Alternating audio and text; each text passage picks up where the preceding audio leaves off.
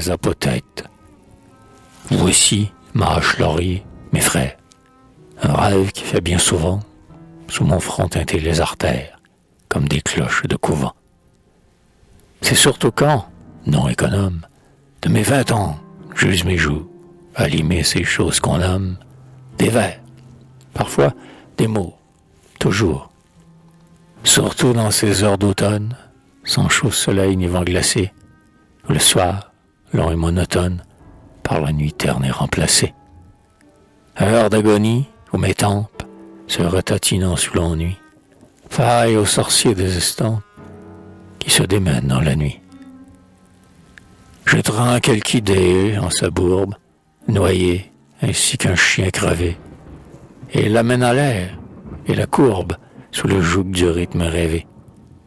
C'est surtout alors, où, graine, d'Homère, où mes frères poussifs, que ce rêve, fleur de migraine, m'agite en frissons convulsifs. D'abord, je vois la Sparte antique, les anciens vases, front penché, ils quittent la table publique et vont s'assembler au lécher. Là, selon leur être inflexible, tous les nouveaux-nés sont tenus.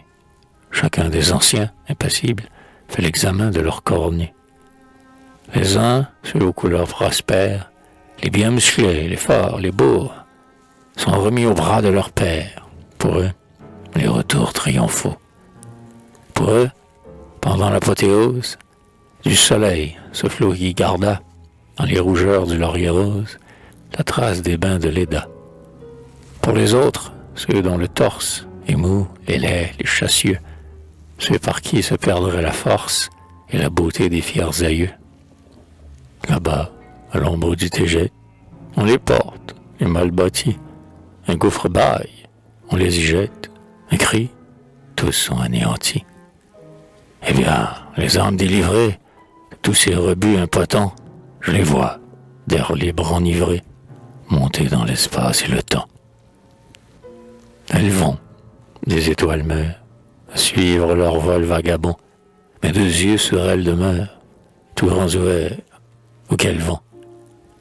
Enfin, le ciel rempli de cendres, je les vois tomber, je les vois, sur nos mers tous descendre, oh poète sans rein, sans voix.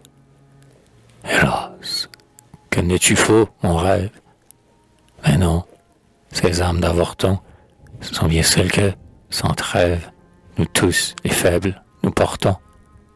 C'est pourquoi ceux de notre race sont maudits entre les maudits, qu'ils soient couverts d'or ou de crasse, dans des palais ou des taudis. C'est pourquoi, niais que nous sommes, nous vieillissons, sous d'encre et sourds, passant nos veilles et nos sommes à pleurnicher sur nos amours. À quoi donc bon vous plaindre aux femmes, de vos cœurs par elles ouverts, sans les colères de vos âmes, ou donc les âmes de vos vers? C'est pourquoi des nuits d'hiver froides, au clair avril éblouissant, nous descendons vos marches roides, aux noirs caveaux des impuissants. Caveaux où les membres se rouillent, où l'âme, achevant de déchoir, s'enlisant des marais où grouillent tous les germes du désespoir.